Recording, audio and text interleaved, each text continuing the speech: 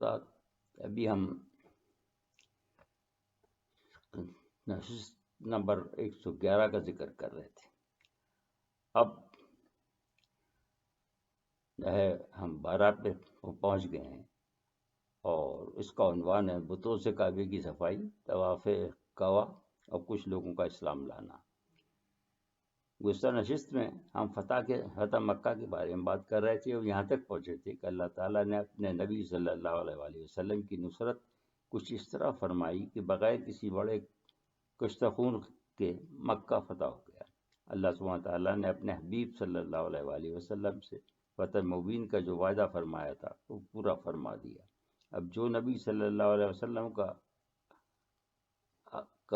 اصل کام تھا وہ شروع ہوا کہ آپ نے سب سے پہلے کعبے کا طواف کیا. یہاں بعض مورخین نے جن میں ابن حشاب رحم اللہ تعالیٰ بھی شامل ہے مستند روایات کے ساتھ یہ لکھا ہے کہ حضور صلی اللہ علیہ وسلم سوار ہوئے اور طواف کرتے ہوئے کعبے کے چاروں طرف جو شیشے کے بت استادہ تھے ان کو گرانا شروع کیا. جب کوئی بت سامنے آتا تو آپ فرماتے جاء الحق وزهق الباطل ان الباطل کان زہوقا، یعنی حق آ گیا باطل چلا گیا، بے شک باطل جانے والا اور زائل ہونے والا ہی تھا.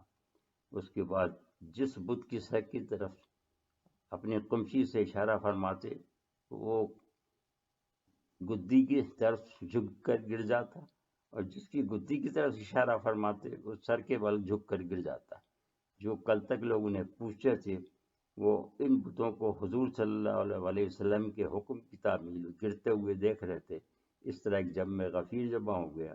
اس کے بعد حضور صلی اللہ علیہ وسلم نے لوگوں سے فرمایا کہ تم میرے بارے میں کیا سوچتے ہو، میں اب تمہارے ساتھ کیا سلوک کرنے والا ہوں. لوگوں نے یک زبان ہو کر کہا کہ ہم آپ سے بلائی کی امید رکھتے ہیں.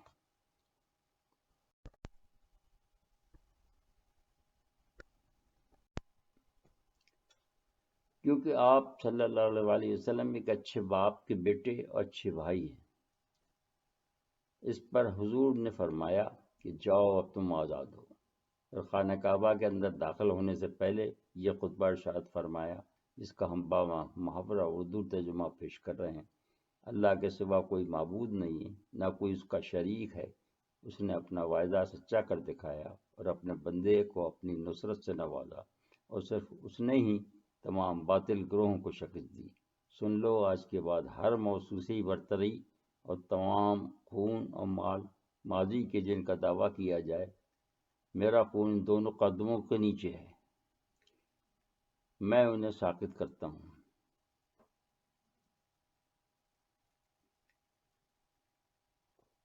میرے ان دونوں کے قدموں کے نیچے ہے اور میں انہیں ساقط کرتا ہوں، سوائے خدمت کعبہ و حجاج کو پانی پلانے کے حق کے. متنبہ ہو جو خطا سے قتل ہوا وہ بھی کوڑے اور لاٹھی سے قتل ہوا، عمدن قتل کیے جانے والے کے مماثل ہے. بس اس پر دیت مغلظہ ہے جو کہ 100 اونٹ ہے، جن میں سے 40 ایسے ہوں گے جو حاملہ ہوں گے.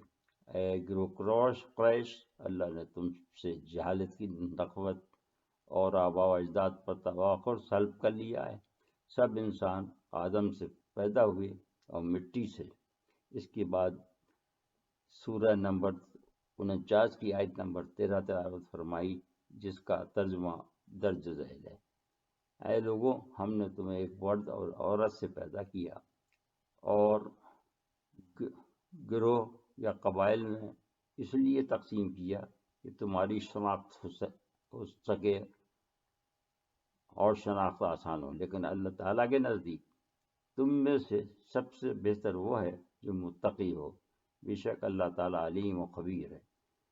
دوسرے مورخین نے بھی تقریباً یہی الواقعات بیان کیے ہیں، مگر ابن اسحاق رحمہ اللہ علیہ نے تحریر کیا ہے کہ وہ بت کعبے کے اندر تھے جو حضور نے توڑے تھے، اور اس کو امام احمد رحمہ اللہ علیہ نے بھی بیان فرمایا ہے.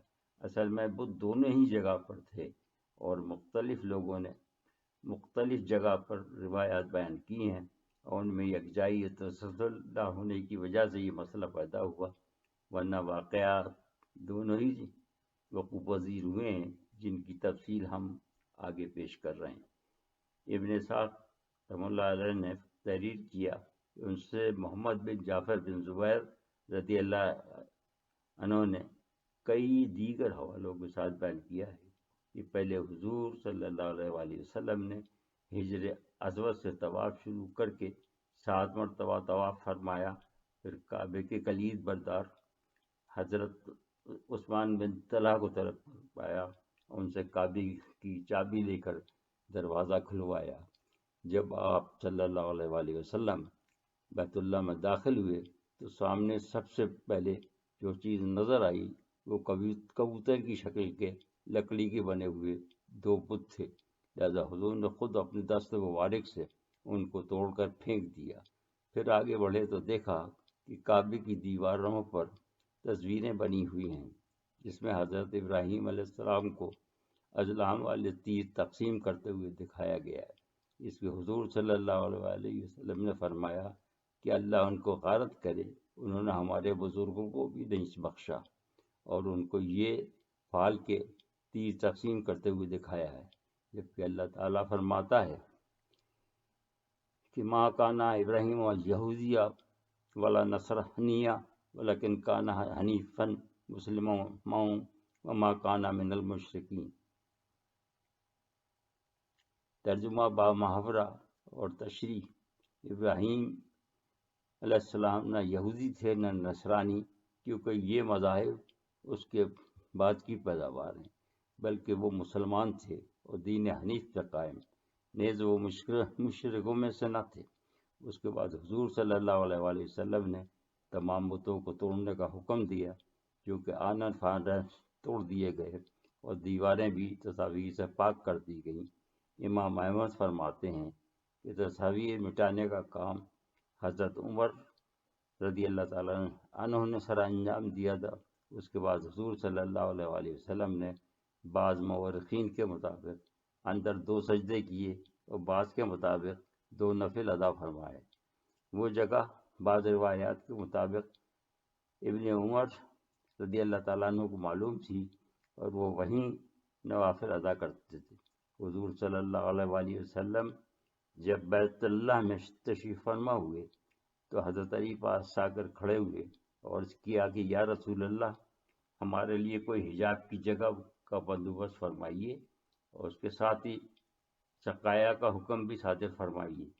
حضور نے فرمایا یہ عثمان بن طلحہ کہاں ہیں؟ جب وہ حاضر ہوئے تو ان سے فرمایا کہ کعبہ کی کلید برداری کا کچھ کرشمہ دکھاؤ، آج نیکی و وفا کا دن ہے۔ اور حضرت علی سے فرمایا کہ پانی کا تم انتظام کرو، لیکن اس واقعے کو ابن ہشام نے بالکل مختلف طریقے سے روایت کیا ہے۔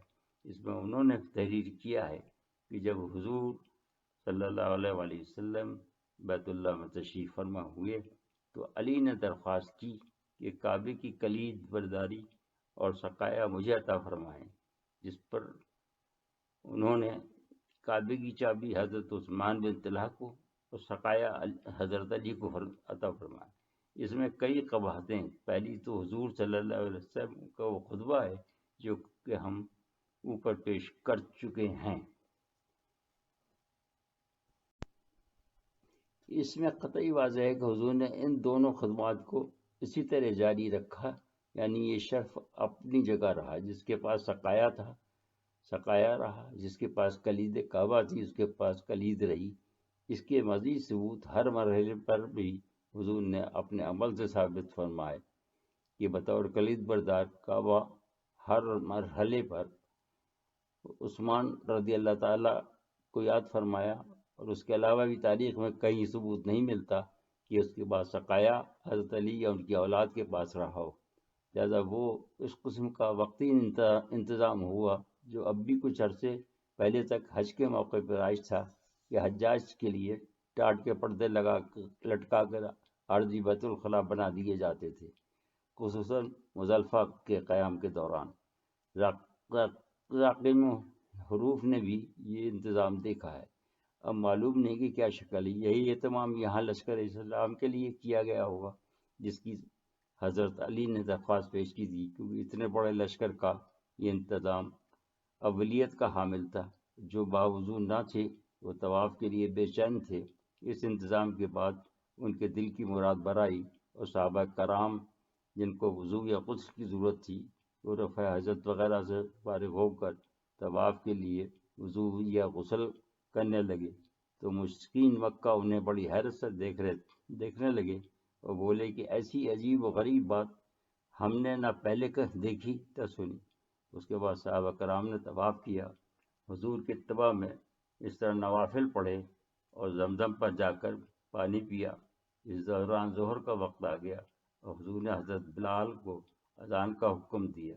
وہاں سے کافی فاصلے پر حضرت عطا بن اسید رضی اللہ تعالیٰ عنہ اور حارث بن ہشام آپس میں سرگوشیاں کرنے لگے، جبکہ ابو سفیان بن حرب بھی ان کے قریب بیٹھا تھا۔ عطا نے کہا کہ اللہ تعالیٰ نے میرے والد کو اس سے پہلے اٹھا لیا کہ وہ یہ دن دیکھتے، ورنہ وہ برداشت نہ کر پاتے۔ اس پر ابن ہشام نے کہا کہ اگر مجھے معلوم ہوتا کہ وہ اس آواز کو مٹانے کے لیے کام کر رہے ہیں تو میں بالکل ان کا ساتھ دیتا۔ ابو سفیان کہنے لگا کہ میں کچھ نہیں کہتا، اس لیے کہ میں اگر کچھ بھی کہوں گا تو یہ کنکریاں بھی اسے سن کر محمد صلی اللہ علیہ وآلہ وسلم تک پہنچا دیں گی۔ جب حضرت بلال اذان سے فارغ ہوئے تو حضور ان کے پاس تشریف لائے اور پوچھا کہ کیا تم یہ باتیں نہیں کر رہے تھے، اور پوری گفتگو لفظ بلفظ ان کے سامنے دہرا دی۔ اس پر وہ دونوں ایک ساتھ کہہ اٹھے کہ آپ بے شک اللہ کے سچے رسول ہیں، کیونکہ یہاں ہمارے سوا کوئی اور نہ تھا جو آپ کو خبر پہنچاتا، اور دونوں کلمہ پڑھ کے مسلمان ہو گئے۔